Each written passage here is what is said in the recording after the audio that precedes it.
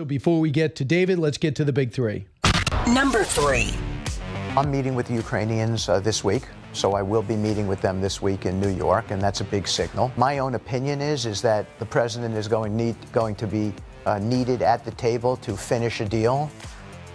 Yeah, I think so. Russia rockets Kyiv again, 14 die. Trump begins to plan post-Gaza rebuild, and the Oval Office yesterday, Jared Kushner there, so was former Prime Minister Tony Blair. It's going to take a lot to turn the page on both. Number 2. Navy Yard has kind of been a hot area. I would see fights break out. I welcome it. I think it's a great idea. I have noticed that they have been cleaning some of the graffiti off. D.C. crackdown gets some respect from Democratic mayors for a public safety surge of resources. The progress is too great to ignore. Should the president bring the crime show to Chicago, Philadelphia?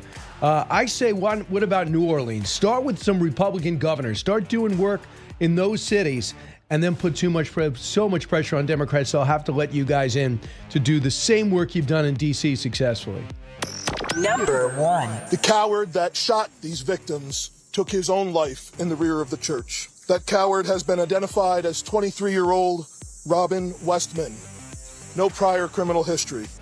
That we know of. Senseless death and trauma as deranged killer targets children, Christians, Jews, and Donald Trump. Most of all, those kids who were just in church. What do we know about the killer, the family, the school, and how do we stop the next attack? That seems to be the refrain we go through all the time, but the last 2 major shootings had to do with transgender killers. With us right now is David Ignatius, columnist for the Washington Post, David, and best-selling author. David, welcome back. Thank you, Brian. First off, where we stayed last night, Kyiv was hit by, it looks like, drone strikes, 14 die. Where are we at in this conflict? So where we're at is that we have an American president who's trying to make peace. We have a Ukraine that says it's ready for negotiations, ready to sit down. You have Europe that's strongly supporting the president's effort, coming to the White House to say so. And you have a Russia that is not only refusing to meet for direct talks with Ukraine, but is hitting Ukraine harder than ever. Last night's strike on Kyiv was among the most direct near the city center. You had, by my count, 15 people. It may be 14, but they were hitting an apartment building. There are reports that they may have hit buildings belonging to the European Union and the British Council. Those ought to be off limits. In other words, you have Putin pushing harder than ever, and in effect, giving a one-finger salute to the President of the United States. And I think it's time to do something about it. And one of the suggestions you have is there's long-range missiles, and make Russia start paying the price. The President put it on Truth Social last week. You can't win a war only playing defense. So he did. Go ahead.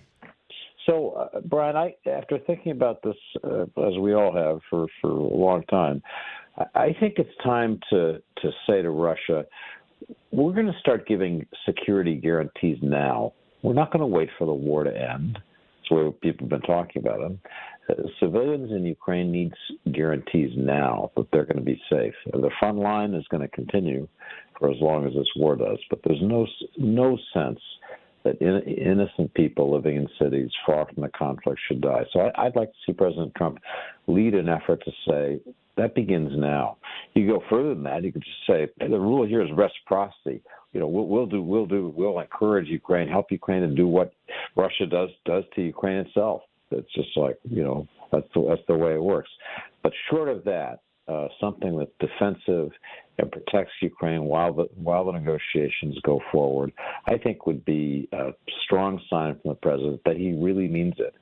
And I think he'd have a lot of support around the world. So, but I just feel, Brian, after the failure of the Alaska summit to move the ball, it's time to do something that's different, that shows the president means that when he says time for peace. I heard the strikes on the energy sector in Russia were so targeted, was so well thought out by Ukraine that there's actually rationing inside Russia now, and they basically sit on oil and gas. Have you heard that? I've heard that the Ukrainian strikes are increasingly effective at Russian refining, but not so much that they're stopping the Russian war machine. Yep. And I do think it's time. There are weapons that we have, that the Germans have. The Germans have weapons that can reach all the way to Moscow. They're called Taurus missiles. The British have a missile called the Storm Shadow that can go about 300 kilometers, longer than most of our long-range missiles that we would supply. So they're ready to send those weapons in, and they can be targeted with great precision using U.S. Satellite intelligence. And again, if Russia insists on continuing this war that it started, they're going to have to pay a price, and it just have to make it more expensive for them. The other thing I think that we need to do is take Russia seriously. They say they have security concerns. They're worried about their future. Okay, listen to them. Nothing wrong with that. The president has said that from the beginning. We have to include Russia in a community of responsible nations. That's a reasonable part of this too. But just time to get a little more balance in this fight.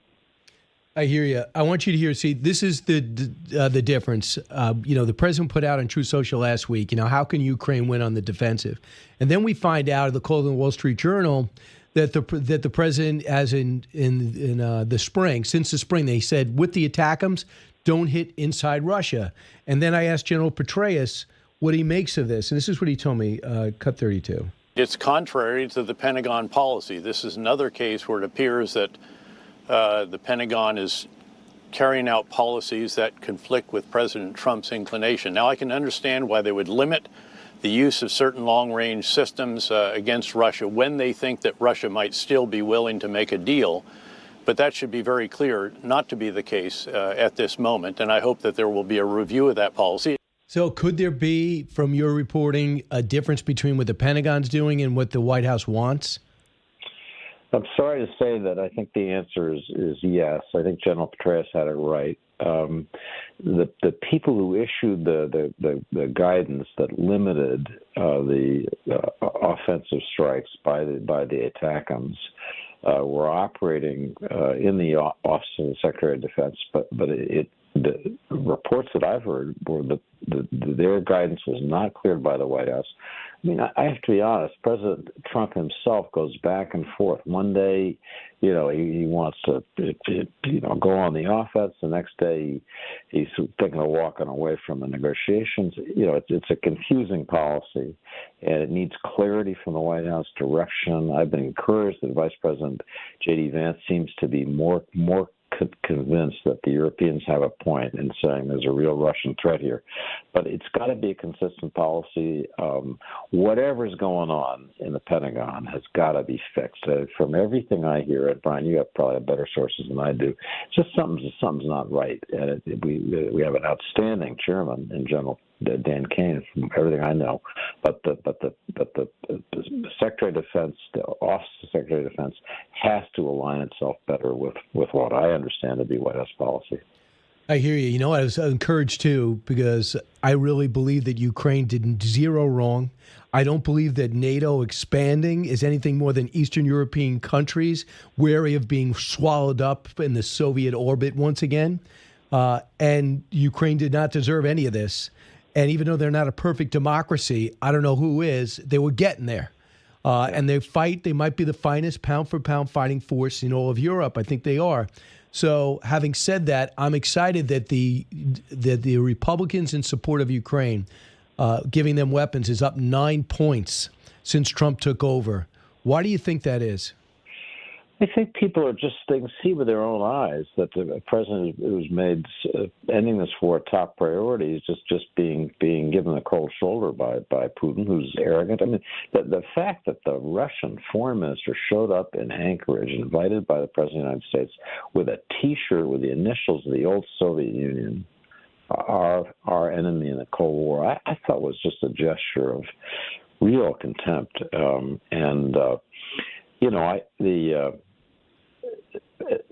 President Trump's learned a lot since he came into office. He thought this would be easy. He had a theory of the case. He did have a good relationship with President Putin. He thought this would go smoothly. Well, turned out that was wrong. And, I hope he's learned the lesson. When I hear you explain this, I think people in the White House listen to you, Brian, and I hope they hear you, because the evidence is pretty clear for all of us. The president is right. It is time to stop this war, but it turns out that to do that is going to be more difficult than he thought. I don't think it's going to take forever, but it's going to take a sign that the United States is going to seriously work with these brave Ukrainians to help them fend off an illegal invasion. So listen to this farcical statement from that very man you were talking about, Russian Foreign Minister Sergei Lavrov, cut 29. Well, I would say that those who are sincerely interested in understanding what is going on should know by now that never ever Russia deliberately targeted any sites which are not linked to military abilities of Ukraine. So he says no, they never proved to him that they're hitting civilian targets. I mean, does he think we're idiots? But I've seen that's a lie with my own eyes, and it offends me.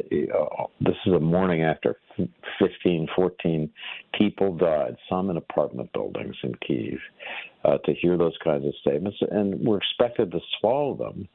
And again, it ought to make people angry, and the person who ought to make angriest of all is the guy in the Oval Office who's been trying to make peace.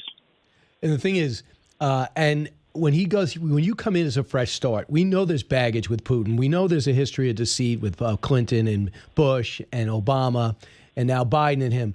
And you go in there and go, yeah, that's them, it's me. And people might go, that's politically, that's not a great thing to do, Mr. President. Well, I don't care. I'm gonna shake things up.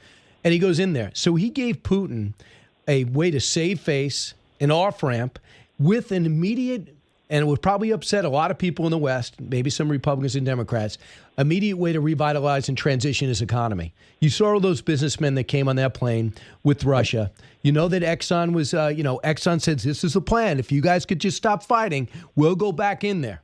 So he gave them everything. They could say, I got land out of this, and Russia could say that it was a great thing that they did that. They got 20% of the country. Ukraine gets their security guarantees, and they begin to transition their economy, and they don't necessarily need an enemy in the United States.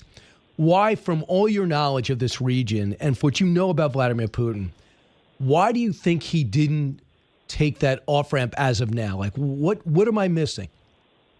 Because, Brad, it would mean giving up his desire to basically dominate Ukraine and have it be under the, I don't want to say the boot, under the hegemony of Russia. If he settles this, well, I mean, after 3 years, he has not even taken the province of Donetsk.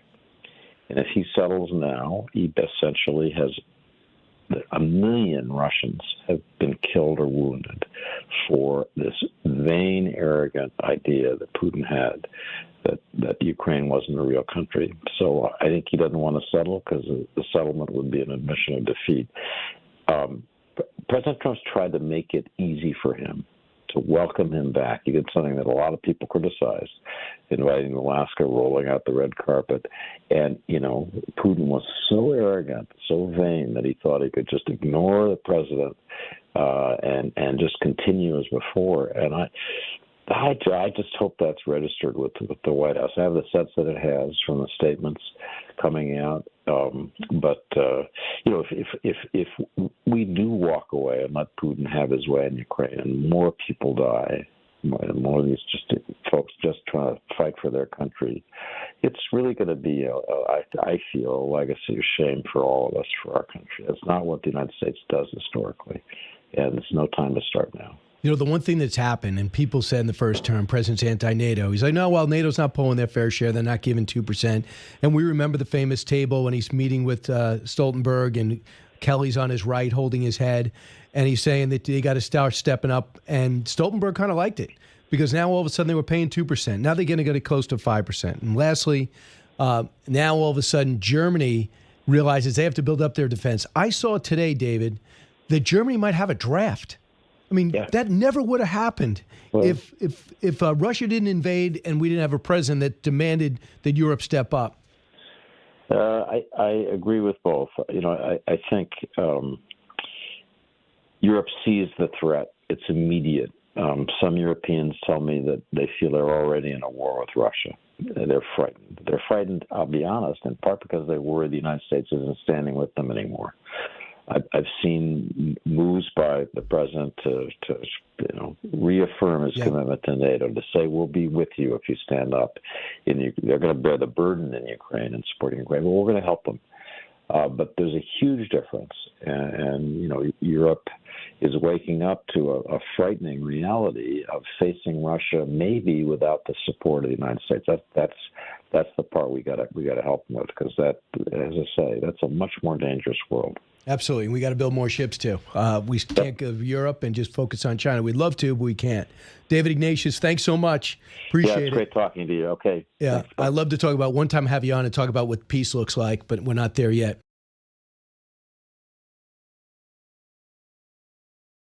The thing that I try to do, and maybe this is like a good advice for, husbands and fathers, is I try to take a couple of hours every day and make them as sacred as possible. And yes, if like a war breaks out, then sometimes you have to cancel even the sacred time. But we've been pretty good about making sure that I have at least a couple of hours with my family every single day. And sometimes that means, I'm on the phone until 3 a.m. or sometimes that means I'm back in the White House after I put the kids to bed. But just have that sacred time that you protect, that you turn out the phone, you tune out work, and you just focus on your wife and your kids. And that's worked very well for us. And even this job, it's possible. And that is the vice president. Obviously, he's going to be speaking with Will Cain a little bit later today, but he spoke with Katie Miller, and Katie is host of the Katie Miller podcast. She was an advisor and spokesperson for DOGE from January up until May, served as deputy press secretary under President Trump at the Department of Homeland Security from 2017 to 2019. And most importantly, she joins us now. Katie, welcome to the show. Thanks for having me, Brian. It's exciting to be here. Yeah, it's exciting. What is it like knowing J.D. Vance so well from the day he was brought on and from the time he was a senator? And then you got to sit down, and I think Laura Trump is almost the same way. You know the story inside and out, but to try to get personal with him, do you enjoy that? It was really fun to be able to have these relatable conversations, the window into his life that I know and I'm familiar with, but it's exciting to be able to bring it to the rest of the country because he is just like every other dad in America, a working dad who works long hours, still trying to make it home at night to have dinner with his kids and be a present parent. That's really hard. And what I'm hoping to do on the podcast is be able to continue to have those conversations with people across the spectrum, whether that be in politics, business, sports, and be able to show that window that we are all similar no matter where we live in the country, no matter what we do. So aren't you dealing with the same thing? I mean, you and Stephen have the situation, you got high demanding jobs, and you also have the family?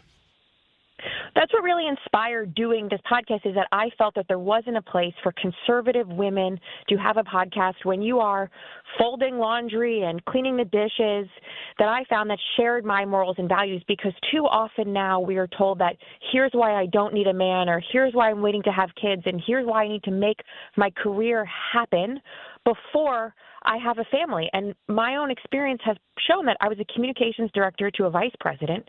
I had 3 kids, Brian, in 4 years. While Stephen was working for President Trump, he's one of his longest serving aides, as you well know.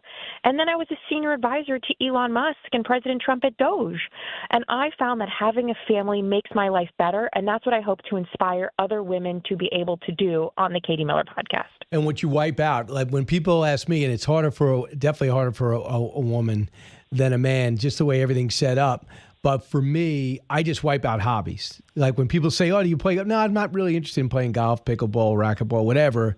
You just try to stay fit and go home when you're not working. Stephen can relate to that. Stephen, when someone asked him what his hobbies are, he would probably say golf. And then you ask him when the last time he's played, and he said before President Trump announced he was running for president in 2015, 2014. I mean, now he is the world's best dad. We have a family that makes it work. I mean, Stephen is at the White House. He leaves house at 8 a.m. He's home by dinner, hopefully at 5:36. And he's the one tucking our kids into bed every night. And I also have a full-time career, and he's my biggest supporter and my biggest champion. And, you know, it is something where we go through what is very similar for every other family across the country, is that we're both hardworking parents trying to make it work in today's society, but we believe that having each other and having our children is what makes our life richer.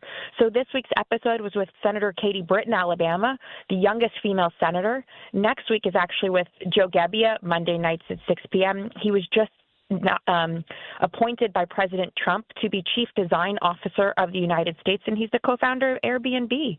People want to work for President Trump because he is an inspiring figure who is just trying to make our country better, and I want to be able to show what conservatives are doing and how we're making our country a better place to live and work. You know, I just don't know the volume and velocity of everything President Trump is doing with the staff, obviously. Oh, by the way, there's Sean Duffy. He is going to be taking over he took over Penn Station.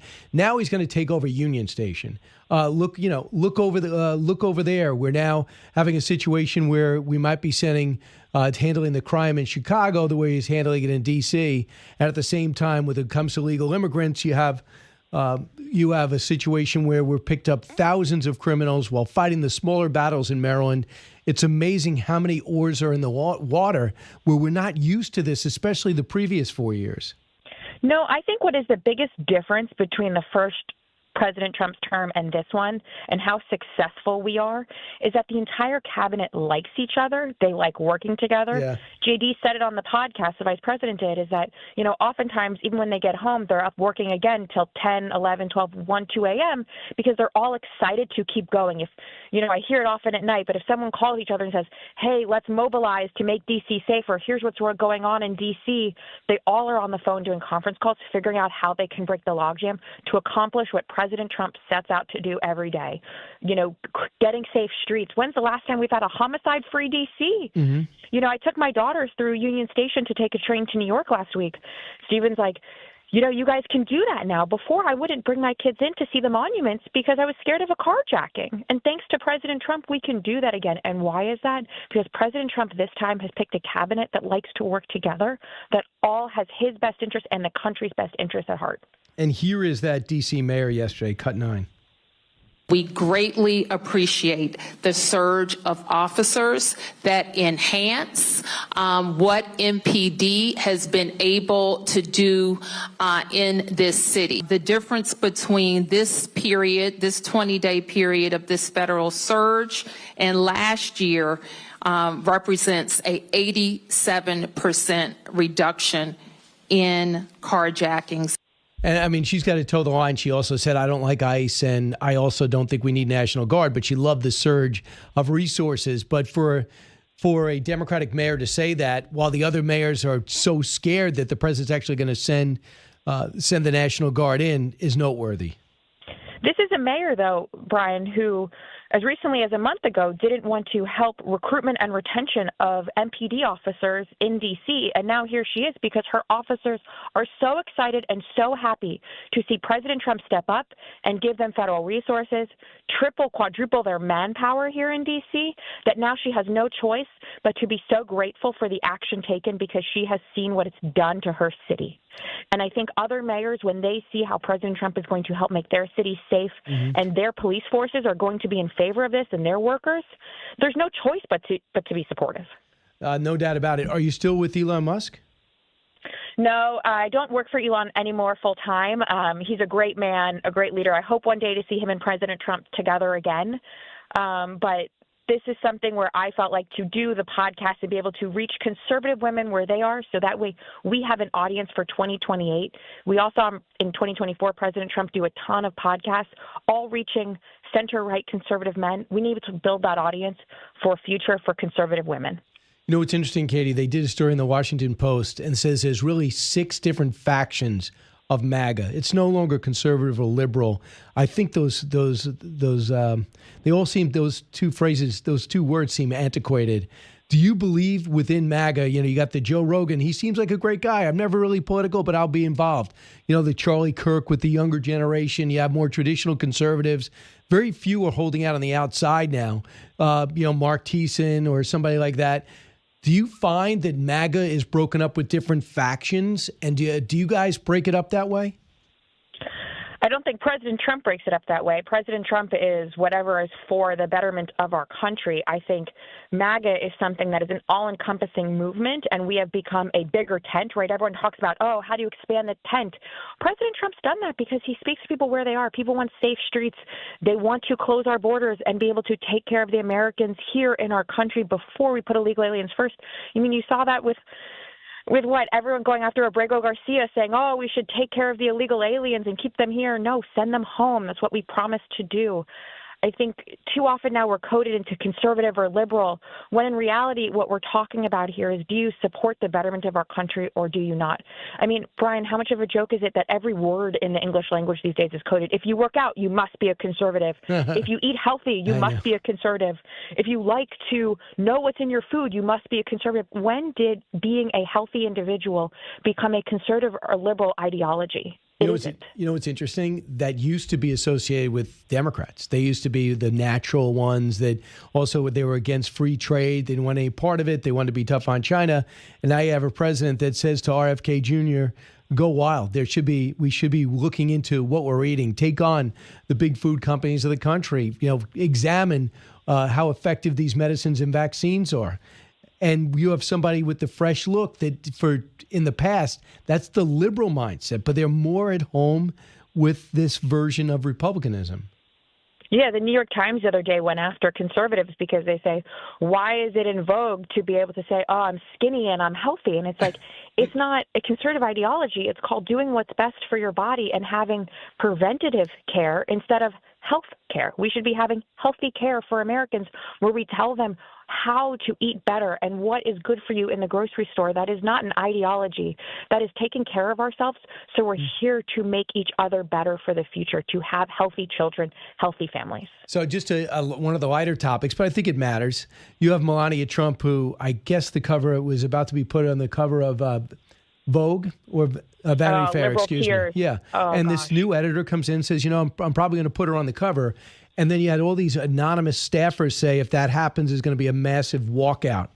What are your thoughts when things like that come out? You're with a party and a group that just won every battleground state, won the Electoral College, won the majority of the votes in the country. Yet a editor has to battle his own staff if he wants to put the First Lady on the cover. It just goes to show you who controls the legacy media that is forced upon Americans every day. It is certainly not organic. It is contrived. It is meant to influence you. And unfortunately, the people controlling that are all of one mindset. They're all of one ideology. Others need not apply. And that's the sad reality. And that's why podcasts became a big thing, Brian, is because how do you reach people where they are without going through this liberal filter that are centered in New York and Los Angeles, right? Like, look at the D.C. center of legacy media. Those are all liberals forcing their ideology down your throat, right? Peter Baker, who famously lives in, Northwest D.C., is saying, how safe it is in D.C. Well, he doesn't live in the real D.C. These are New York Times journalists who are only saying their elitist ideology, not those that relate to everyday Americans. How do you feel? Was it an intention, or is it just Donald Trump saying, I'm bringing the cameras today, for the president to be this available this much? Like, for example, the 3-hour cabinet meeting yesterday. The day before, he had 2 long press availabilities, lasted over an hour. When you guys were trying to get back to the White House, strategizing what happens if we win, was this part of it? That's all President Trump. President Trump is the most transparent president in American history. He really does mean it from his core. It's why you see him on Truth every day communicating directly to Americans. He doesn't need the filter. And what does he say? Our cabinet, as I said to you earlier, Brian, all really likes each other. So why not show everybody what's really going on? Show them what a cabinet meeting is. How great is that? Joe Biden, how often did he do that? Never had a 3-hour cabinet meeting live on TV. And you know what the difference is between this term and the last term? Is President Trump is having fun again. He is making governing fun again. He is making it great to be an American in D.C. Look at the Oval Office, right? He's upgrading our infrastructure. What is government for if not to upgrade infrastructure in our country and keep us safe? If you saw, he's asking Congress for more money to upgrade the infrastructure and the roads in D.C. He's upgrading the Oval Office, whether that be gold, the cabinet room looks beautiful, putting a ballroom into the White House. These are things that nobody would do because it's not popular. But what he's saying is, I'm going to do what's right, and I'm not going to let public opinion dictate what I know to be right, what I know that people elected me to do. Because for far too often you listen to that legacy media that is trying to spin us one way instead of doing what he knows his voters want him to do. And he's going to be hosting the Kennedy Center Awards, too. I'm excited to see Sylvester Stallone at the Kennedy Center Honors. I know. That'll be fantastic. Is that true that Tom Cruise, do you know if Tom Cruise said no? I don't know, but I read somewhere that Tom Cruise had said no only for scheduling constraints. It wasn't any other reason. But I can tell you, as someone who lives in D.C., it's beautiful to see every night the Kennedy Center lit up in red, white, and blue now instead of whatever the cause de célèbre is of the day. It is a great patriotic city to be in, and it is once again clean, and I can bring my kids, and I really would encourage other of your listeners to come to D.C. and see what is our monuments, where they're turning on the fountains again. I know how much Doug Burgum, Secretary of Interior, has really put in his own time, into making our capital great. It's not like that in every other European city. It is covered in graffiti. And it's like, don't we want to be proud of where we live? Absolutely. Katie, how do we get your podcast? Katie Miller Podcast is available on YouTube, Spotify, X, Rumble, Apple, anywhere you go to Spotify, we are. Please follow, like, and subscribe. That is the most important. And I'm also on X, on Katie Miller. All right. Katie, I'll talk to you again soon. Thanks so much. Thanks, Brian.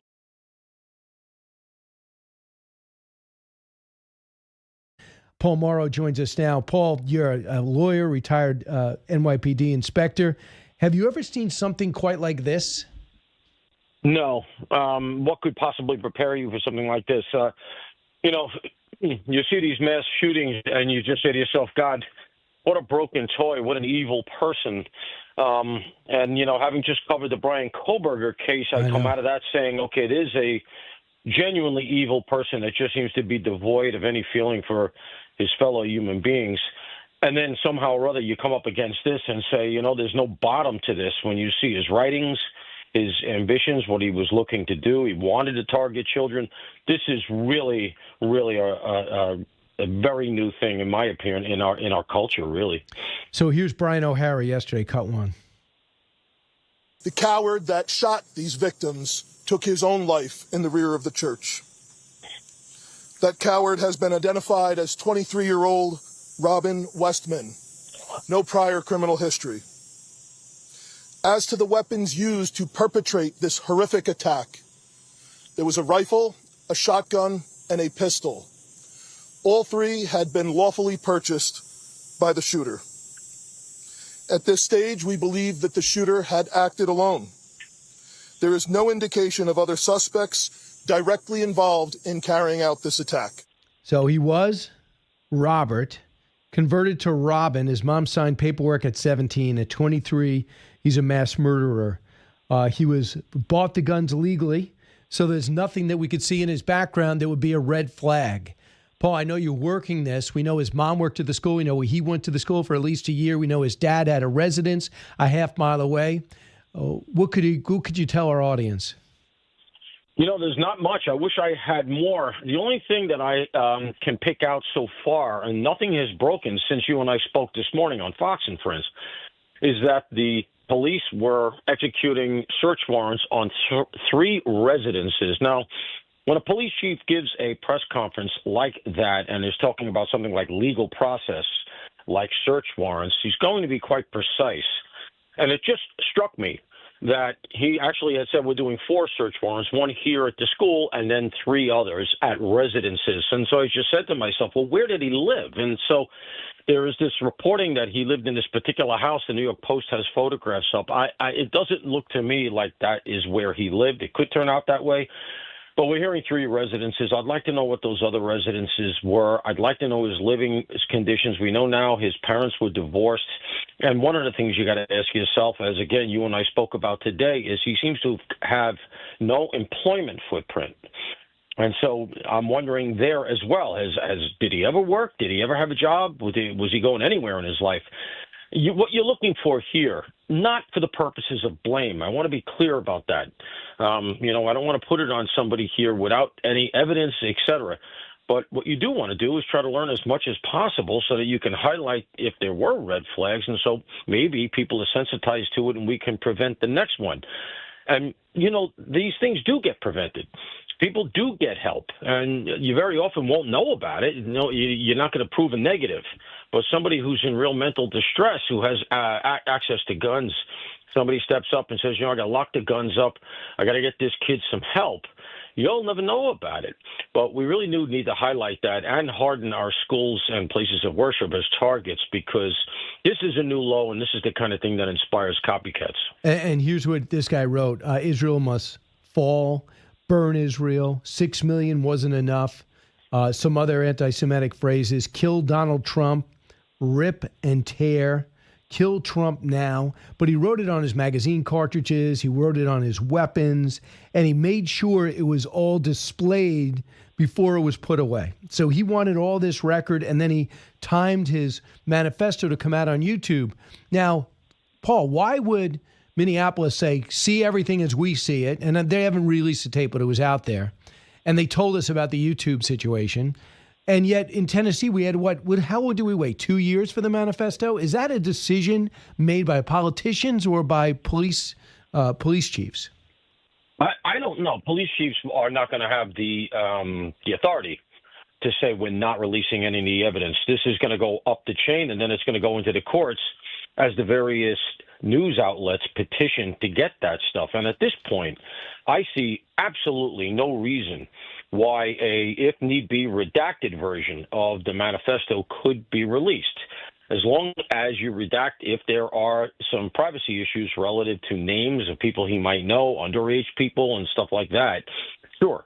But, and again, not to invoke Koberger, but it's going on in the Koberger case as well. There's a battle going on right now for the release of crime scene photos and other stuff. And in that case, I'm on the side of the victims. I see no reason why we need to see any more about that case. Let it go away and let us all forget that bum. But I feel for the families. I'm with them on that. In this case, however, the shooter is dead. He has no expectation of privacy. I don't see anybody having standing to keep that secret. And the news outlets should get it. If there is an articulable reason to redact, then do so. But we should start to get the contours of this thing. And again, it's so the public knows to keep an eye out for the warning signs, and so that police agencies, houses of worship, schools know what to look for to harden the targets, because very clearly this is not going away, and it inspires copycats because this narrative has developed. And a lot of it does come out of progressivism. I mean, you can't miss the fact that this guy has sort of checks every progressive box, including the hatred of Jews and the Free Palestine stuff. He's very clearly imbibing stuff from TikTok that's telling him this is the way you should feel, and you should be outraged by it. And any response is okay, is acceptable. So I want you to hear Jamie Reed. He's a gender center whistleblower. Cut 5. But what we have right now is an ideology that is preying on vulnerable young people who often have serious comorbidities. And what happens is they're not getting the mental health care that they need. And instead, everybody is affirming and focusing on the trans identification. This young man was suffering from multiple probably delusions, but it becomes really hard for anyone to pull that apart when you have a state that is affirming his delusion that he could somehow become a woman. So they think there's something there. I mean, we've been debating this back and forth, but I think that's worthy of looking at, don't you think? I do. I actually was tweeting about that last night in a fit of pique, and of course hit a nerve because, look, if you had almost any other demographic, and let me go all the way the other way, if it was young men wearing MAGA hats who had committed 6, 7, 8 school shootings in a row.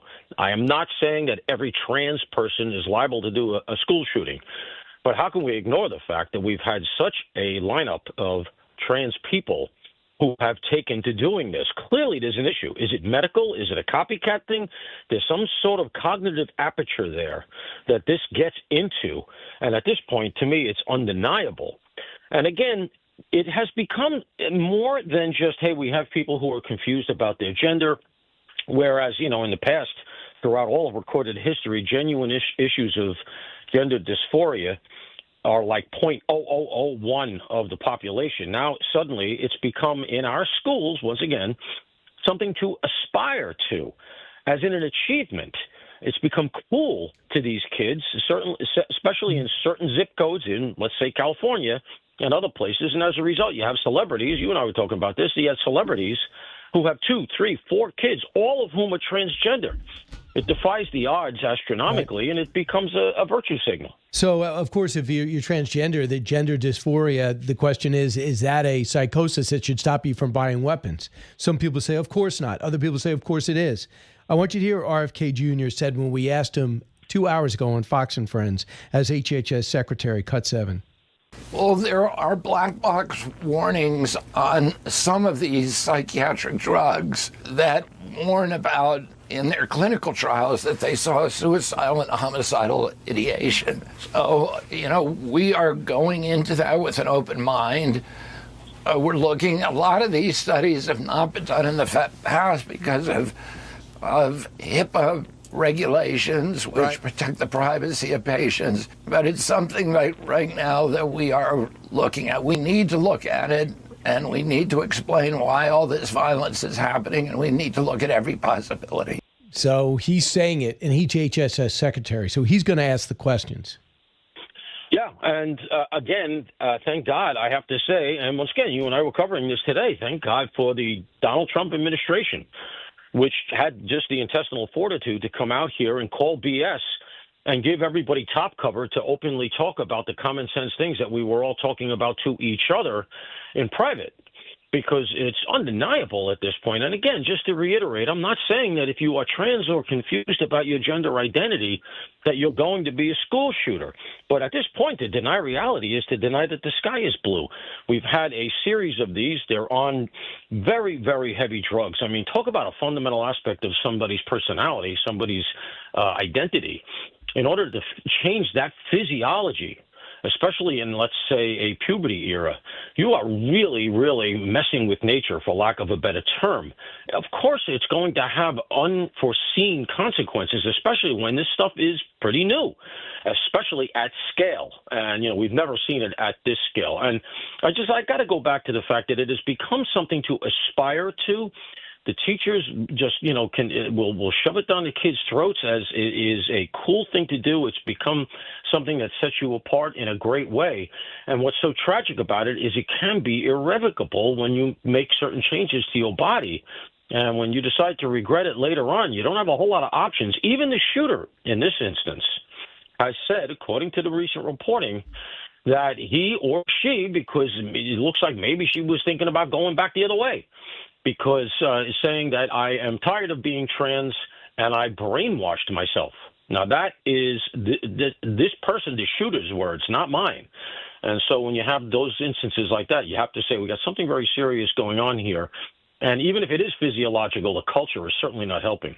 I did not hear that, what you just said. That is new to me. I did not know that was on that tape, too, or any tape. Paul Mauro, thanks so much. I know you'll follow this story. Appreciate it. Thank you, Brian.